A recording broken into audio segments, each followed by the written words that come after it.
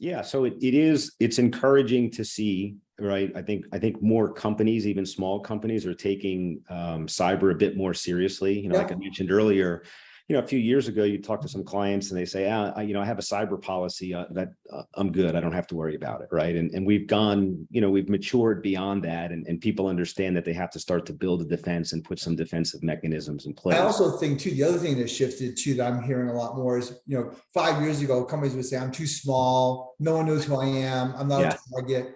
And that's all, that mindset starting to change now. Correct. They realize that I could be a 25-person practice and still be compromised and still Correct. all the pain. Yeah, the bad actors have no idea who's behind that IP address and how many people are behind that IP address, right? They're just looking for the weakest link, right? So it's there. So, I think in general terms, we've gotten better from a defensive perspective, right? And I think the game to this point has been very defensive.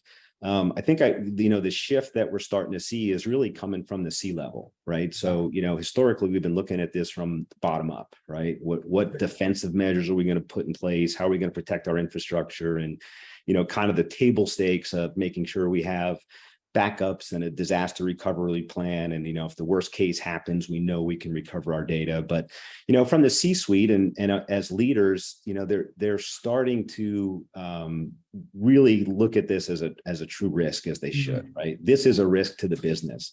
So I think we're going to start to see more of a trend of the C-suite. They don't understand all the technology and all the cyber, but they understand risk. Yeah. Right. And I think the shift is going to be, starting to hear more about resiliency, right? Okay, I know I'm going to get hit, right? But I need to minimize that impact, right? And I need to start looking at my business, not from the bottom up, but from the top down, and understanding how revenue, how my clients, how my customers flow through my business, right? They're flowing through that business, and we're interacting with them at different levels and understanding, okay, as they're coming through, where are those key points, right, that are going to affect us the most if they're hit, and focusing on that and understanding the resiliency and the risk and how quickly I can recover from some of those events that have the biggest impact on my business.